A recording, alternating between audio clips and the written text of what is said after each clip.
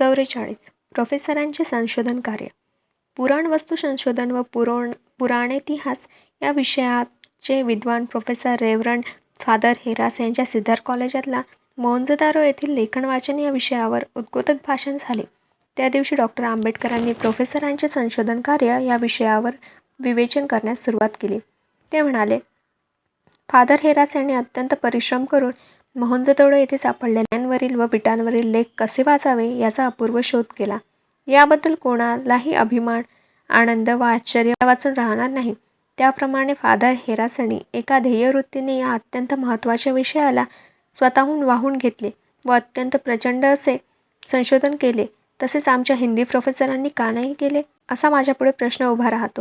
आमच्या प्रोफेसरांना तशी आवडच नाही, किंवा त्यांच्याजवळ पुरेशी विद्वत्ता नाही, किंवा त्यांच्यापाशी पुरेशी साधनसामग्री नाही. या गोष्टींची कारणे काय असली पाहिजेत याचा आपण बारकाईने विचार करू. मला वाटते की थोडेसे रुपये मिळावेत व आपली सुखाने कालक्रमणा करावी या पलीकडे आमच्या प्रोफेसरांना आयुष्यात काही महत्त्वाकांक्षाच नाही. या महत्त्वाकांक्षेच्या अभावाने त्यांच्या हातून काहीतरी भरीव कार्य होत नसावे. मधून काही पाठ्यपुस्तकावर टिपणे लिहितात.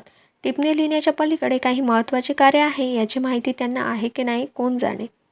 इतक्यात एक प्रोफेसर म्हणाले, आम्ही प्रोफेसर मंडळी हल्लीच्या युनिव्हर्सिटीमध्ये मिळणाऱ्या शिक्षण पद्धतीपासून निर्माण झालेली आहोत.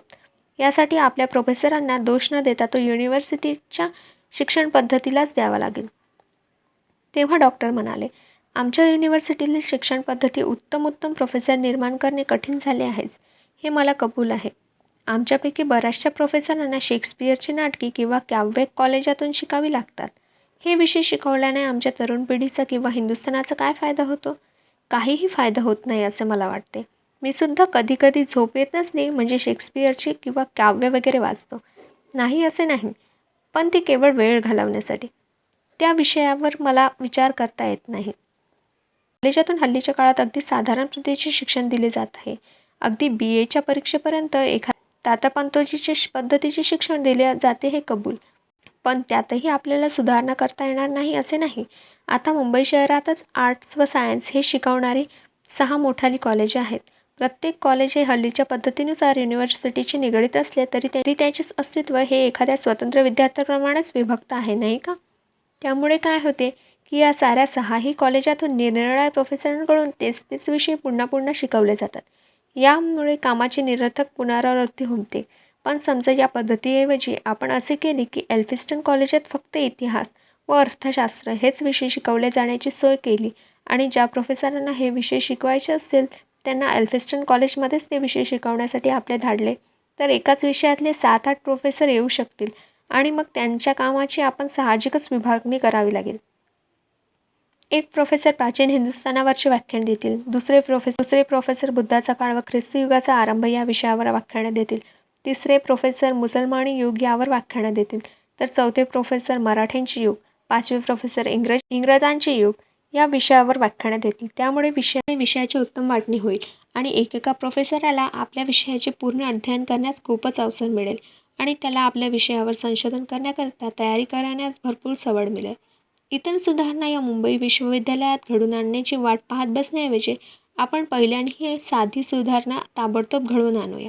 दरेक कॉलेजने 1-2 विषयासाठी आपल्याला वाहून द्यावे. त्यामुळे या विषयाचा संपूर्ण ग्रंथसंग्रह त्या कॉलेजात होऊ शकेल व आवश्यक असलेले वस्तुसंग्रहालयही एकाच ठिकाणी ठेवण्याची व्यवस्था करण्यात येईल. सर्व कॉलेजातील प्रोफेसरांना त्यांच्या ठरवल्याप्रमाणे पगार न देता तो विश्वविद्यालयाने सर्वांसाठी सारखाच ठेवावा. म्हणजे हल्लीप्रमाणे सरकारी कॉलेजात पगारांचे एक प्रमाण व खाजगी कॉलेजात दुसरे असा फरक होणार नाही. पगाराची तक्रार नाहीशी झाल्यावर व कामाची उत्तम वाटणी झाल्यावर शिक्षण देण्याचे कार्य व संशोधन कार्य झपाट्याने चालू होईल. म्हणजे तर असे मत आहे की प्रोफेसरांनी अध्ययनाच्या आणि अध्यापनाच्या कामी स्वतःला इतके वाहून घ्यावे की आपल्या घराकडे बघण्यास त्यांना मुळीच सवड मिळता कामा नये. हे काम संपूर्णपणे त्यांच्या पत्नीवर सोपवता आलं पाहिजे. प्रोफेसर लोकांनी भलती कामे अंगावर घेऊन आपल्या जबाबदाऱ्यांचे क्षेत्र उगाच वाढवित जावे ही गोष्ट मला मान्य नाही. अध्यापन आणि अध्ययन यामध्येही संशोधन आलेच. या तिन्ही गोष्टीखेरीज प्रोफेसरांना दुसरे कोणतेही काम करता कामा नये.